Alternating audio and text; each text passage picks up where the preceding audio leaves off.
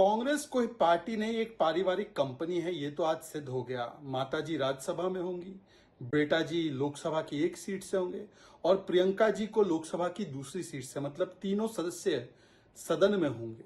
ये तो परिवारवाद का एक परिचय है ही, परंतु एक बात और भी स्पष्ट हो गई। राहुल गांधी जी ये समझ गए हैं कि जो जीत तो इनको मिल गई है उत्तर प्रदेश में कुछ सीटों पर समाजवादी पार्टी के वोट के बल पर, अब वहां पर उपचुनाव कराने से उनकी सीट पर खतरा आ सकता है, क्योंकि वो जानते हैं कि वो वोट फिर से मिले ना मिले और वहां पर भारतीय जनता पार्टी तुरंत चुनाव के बाद फिर से मजबूत हो चुकी है। तो इसीलिए उत्तर प्रदेश में कोई रिस्क लेना नहीं है, तो बहना को केरला भेज दिया, वायनाड भेज दिया और वहां की सीट छोड़ दी।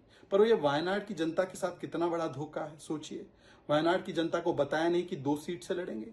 वहां पर लेफ्ट के ही लोग कहते रहे, एनी राजा कहती रही कि ये तो पलायन कर जाएंगे चुनाव के बाद, और पलायन कर गए। तो ये लेफ्ट के और केरला की जनता के साथ कितना बड़ा धोखा कर दिया है, ये इसका भी एक परिचायक है। और कम से कम एक और बात स्पष्ट हो गई कि राजनीतिक विरासत जो है परिवार की, वो बेटे के हाथ में रहेगी।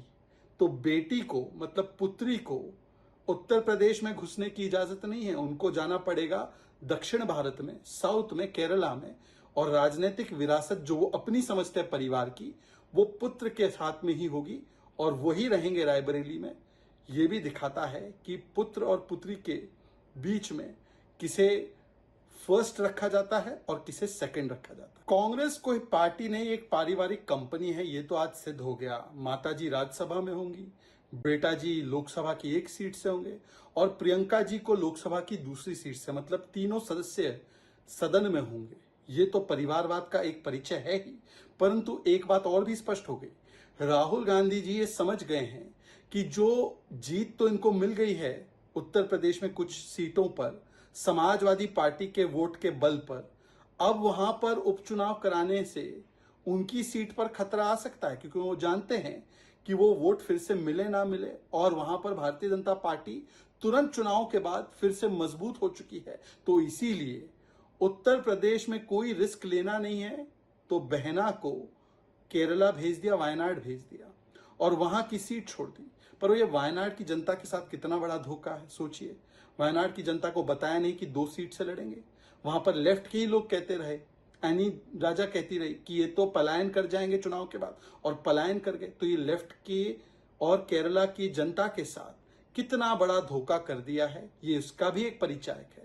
और कम से कम एक और बात स्पष्ट हो गई कि राजनीतिक विरासत जो है परिवार की, वो बेटे के हाथ में रहेगी।